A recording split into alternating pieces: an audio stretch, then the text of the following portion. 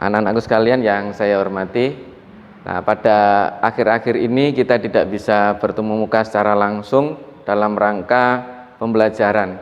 Nah untuk itu pada saat ini pembelajaran bisa kita lakukan secara daring atau dalam jaringan yang istilah kerennya ya online. Nah maka untuk itu dalam pembelajaran biologi kali ini, nah kita juga akan mengadakannya secara online atau secara daring. Nah untuk itu anak-anakku sekalian, nah siapkan peralatan tulis menulis. Nah berikut akan diberikan penyajian materi yaitu berdasarkan PowerPoint. Nah apa yang penting ya silahkan dicatat, dan nanti kalau ada penugasan ya silahkan dikerjakan. Nah ikuti arahan-arahan atau petunjuk-petunjuk yang akan disampaikan pada saat daring nanti. Silahkan mengikuti dengan baik. Selamat mengikuti dan tetap semangat. Assalamualaikum warahmatullahi wabarakatuh. Anak-anakku sekalian, alhamdulillah kita bisa ketemu lagi di pertemuan pembelajaran yang ketiga dalam pertemuan yang keempat. Yaitu kali ini kalian akan diberikan pembelajaran tentang melakukan percobaan pertumbuhan kacang hijau. Yang mana di pertemuan yang lalu kalian sudah membuat proposal percobaan. Nah, dari proposal yang sudah kalian buat itulah maka dilakukan percobaan sesuai dengan proposal yang sudah kalian sampaikan di pertemuan yang kemarin sebagai penugasan. Nah, untuk kali ini silakan apa yang sudah kalian sampaikan, kalian tulis di rancangan itu, nah gilirannya dicoba atau dipraktekkan. Nah, untuk itu mari kita ikuti uraian-uraian bagaimana cara melakukan proses percobaan itu. Untuk itu sekali lagi disiapkan alat-alat tulisnya, nah supaya nanti bisa membantu kalian dalam hal-hal yang mungkin ada yang perlu dicatat. Baik, untuk memupuk rasa kebangsaan kita, mari kita menyanyikan lagu kebangsaan Indonesia Raya. Untuk itu peserta didik, nah silahkan bisa berdiri dulu untuk menghormati lagu kebangsaan negara kita. Baik, nah sekarang kita ikuti lagu kebangsaan Indonesia Raya.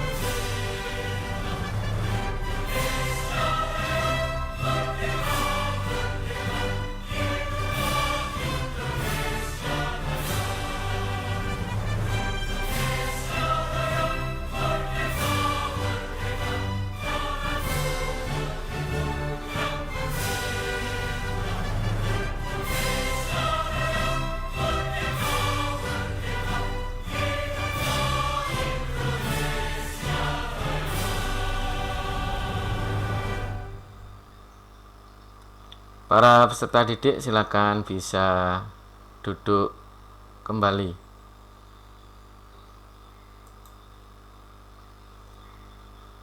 Selanjutnya, sebelum memulai pembelajaran, mari kita berdoa sesuai dengan agama dan kepercayaan masing-masing.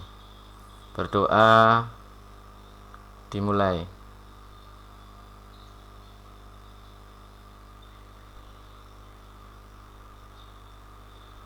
Berdoa selesai.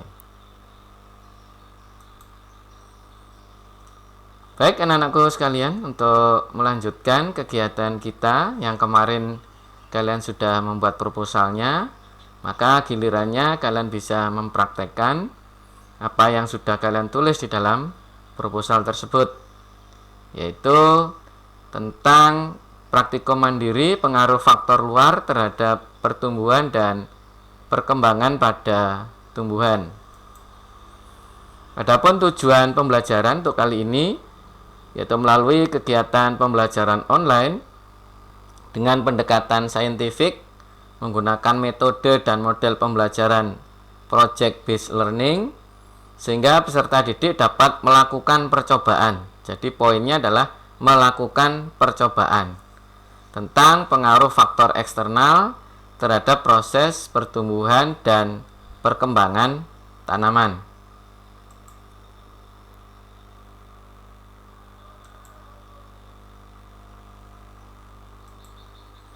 Baik, selanjutnya, mari kita lihat urut-urutan apa yang harus dilakukan ketika kalian melakukan percobaan. Itu melakukan percobaan disesuaikan dengan proposal yang dibuat pada pertemuan sebelumnya. Ya, tentunya disesuaikan dengan tugasnya masing-masing. Ini dicontohkan yang kena tugas tentang pengaruh cahaya pada proses pertumbuhan. Jadi tujuan kegiatannya adalah membandingkan kecepatan tumbuh tanaman di tempat yang berbeda intensitas cahayanya. Alat dan bahan disediakan 2 buah pot yang diisi tanah, kemudian mistar dan alat tulis, air, dan 20 biji kacang hijau. Nah, nanti silahkan bisa disesuaikan dengan proposal kalian tentang jumlahnya, minimal 5. Jadi 5 sampai 10 biji kacang hijau. Adapun cara kerjanya, jadi tanamlah 10 biji kacang hijau atau kacang merah dalam masing-masing pot. Nah, ini kita sepakati yang dipakai biji kacang hijau, supaya lebih cepat waktunya. Kemudian berilah label pada kedua pot tersebut, masing-masing pot 1 dan pot 2. Letakkan pot 1 di tempat terang dan pot 2 di tempat gelap. Siramlah setiap hari selama 6 hari. Nah, jika biji telah tumbuh, ukurlah panjang batang atau tinggi kecambah dari kedua tanaman di pot tersebut. Nah, pengukuran dimulai dari permukaan tanah hingga ujung batang.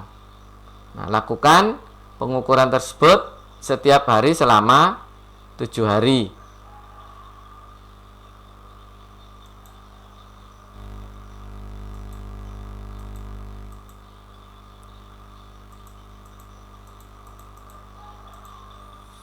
Kemudian, tulislah hasil pengamatanmu dalam tabel pengamatan. Dibuatkan tabel untuk pengamatannya. Hitunglah rata-rata tinggi kecambah per hari untuk kedua percobaan tersebut. Di hari ke-7, hitunglah rata-rata tinggi kecambah secara keseluruhan untuk tiap percobaan.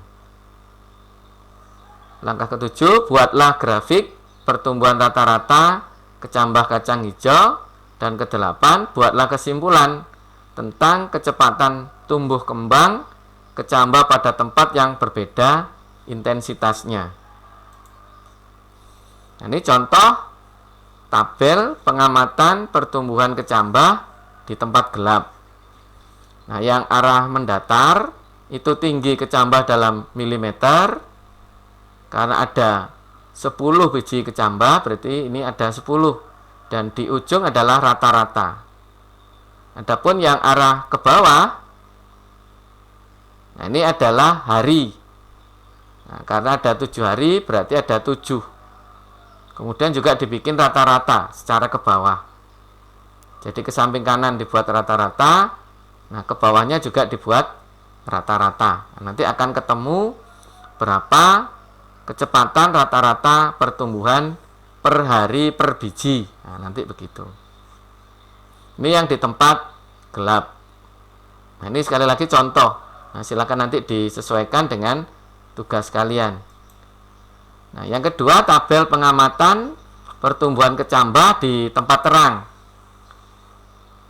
Nah, bedanya yang satu tadi di tempat gelap, yang ini di tempat terang. Nah, tabelnya sama, jumlah bijinya sama, harinya sama. Kemudian dibuat pertanyaan. Yang pertama, apakah ada perbedaan kecepatan tumbuh kecambah di tempat yang terang dan di tempat yang gelap? Ada atau tidak? Nah, ini silakan diberikan penjelasan. Yang kedua, apa akibatnya jika kecambah disimpan di tempat gelap untuk waktu yang cukup lama? Ini juga dijelaskan. Yang ketiga, menurutmu manakah yang lebih baik pada pertumbuhan tanaman, di tempat yang gelap atau di tempat yang terang?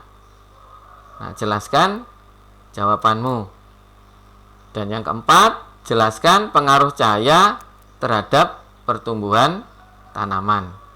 Atau bisa ditambahkan pertanyaan-pertanyaan yang lain yang bisa mengarah ke arah hipotesis, ke arah hipotesis, ke arah kesimpulan dari percobaan yang kalian lakukan. Nah, adapun tugasnya untuk pembelajaran yang ketiga, pertemuan yang keempat ini, yaitu setelah kamu mendapat penjelasan mengenai cara melakukan percobaan mandiri, lakukanlah percobaan sesuai proposal yang sudah kalian kumpulkan sebelumnya. Kemudian kirimkan foto percobaanmu setiap tahap yang kalian lakukan dan videokan. Lalu kirim ke alamat LMS kelasmu masing-masing sesuai dengan tenggat waktu yang diberikan, yaitu 1 minggu. Jadi untuk percobaan ini diberi waktu 1 minggu.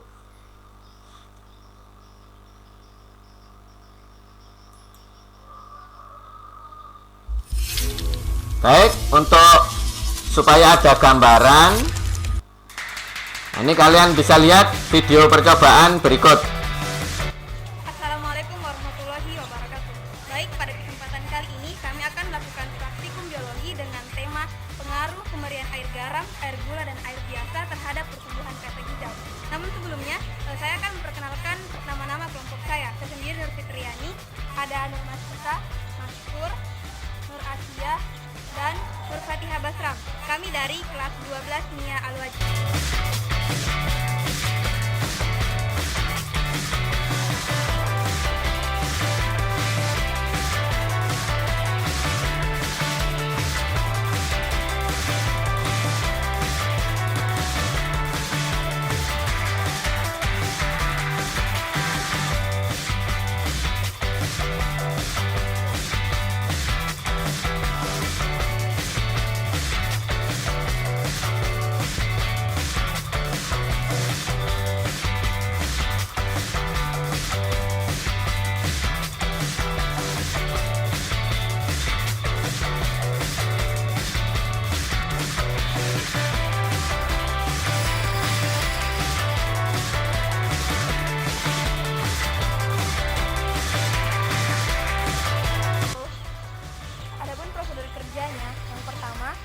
Masukkan 40 ml air ke dalam wadah. Ini untuk larutan air biasanya. Selanjutnya, ukur lagi airnya dengan volume yang sama.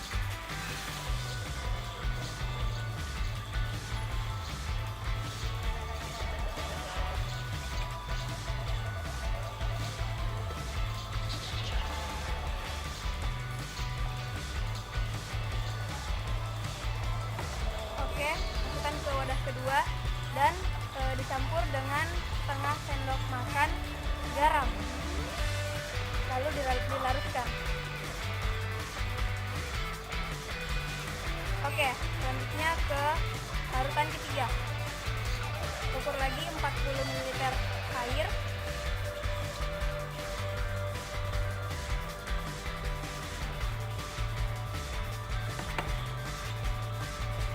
Ya, dimasukkan ke wadah ketiga dan setengah sendok makan gula.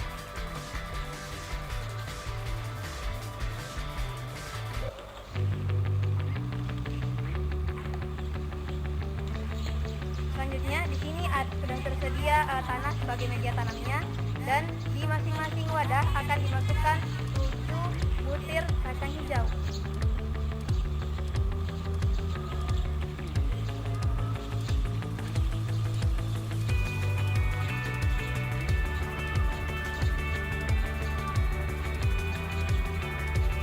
Sebelumnya kacang hijaunya itu sudah direndam selama 2 jam untuk mempermudah pertumbuhan.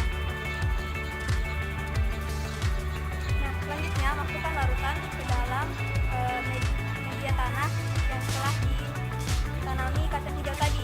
Pertama, larutan gula dimasukkan ke dalam wadah air gula. Selanjutnya larutan garam.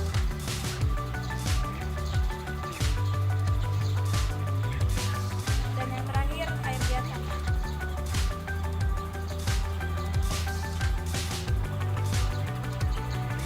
Baik, selama 7 hari kita akan mengamati pertumbuhan kacang hijau ini.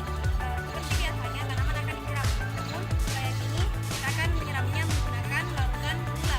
Ini larutan garam dan ini menggunakan air biasa.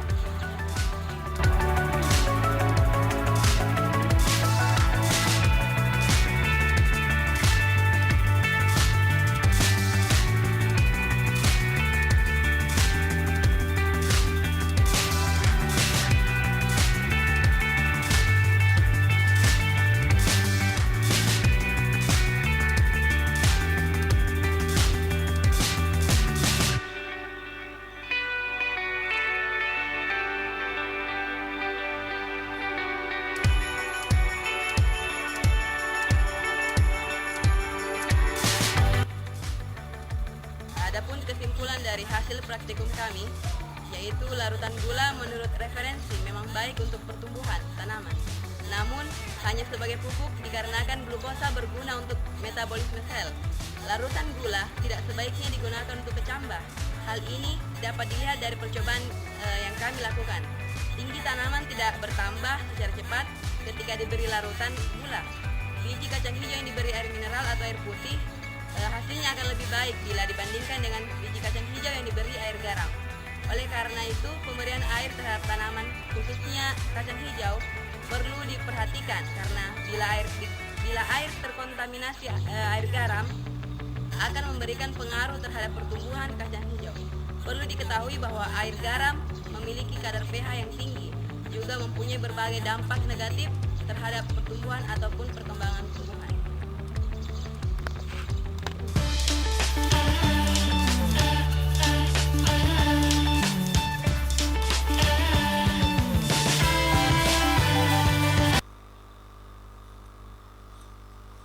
Baik, demikian tadi contoh dari beberapa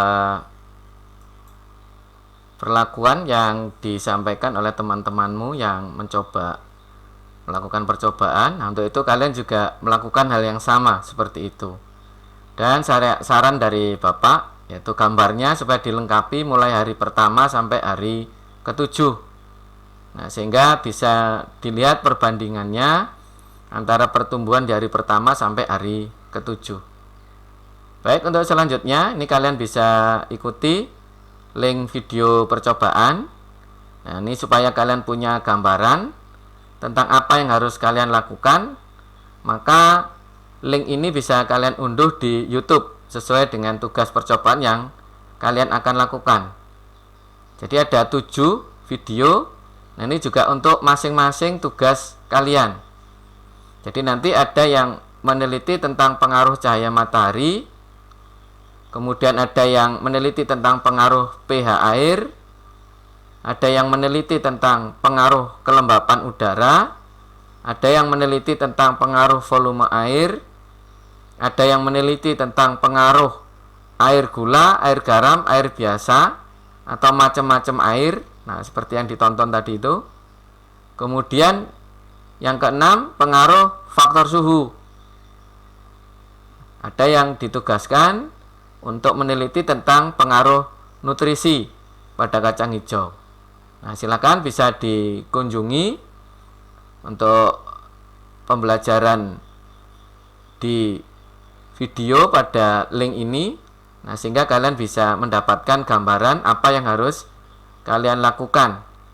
Nah, jadi selama 7 hari ke depan itu kalian melakukan percobaan sambil dicatat hasilnya. Baik, selanjutnya untuk mengingatkan kembali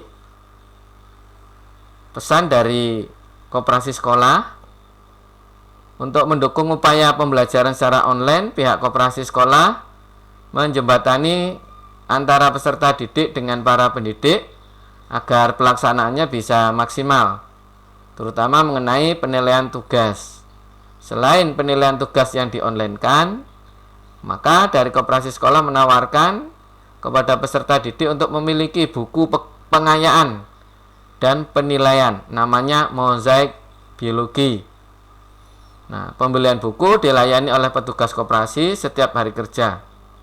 Nah, kami dari pendidik menghimbau kepada peserta didik untuk segera memilikinya. Jangan sampai ketinggalan. Adapun buku pegangannya bisa dipinjam di perpustakaan sekolah sesuai dengan jenjang pendidikan kalian masing-masing. Apa kelas 10, kelas 11, atau kelas 12. Atas pengertian dan usahanya untuk mensukseskan pembelajaran online, diucapkan terima kasih. Selamat mencoba untuk melakukan percobaan pertumbuhan kacang hijau. Bapak tunggu hasil karya kalian berupa video di LMS kelasnya masing-masing. Nah, saya kira untuk pertemuan kali ini cukup sekian dulu. Assalamualaikum warahmatullahi wabarakatuh. Terima kasih anak-anakku yang sudah mengikuti pembelajaran dengan baik. Perhatikan apa yang disampaikan, kemudian ingat-ingat. Sekali lagi ingat-ingat apa yang disampaikan.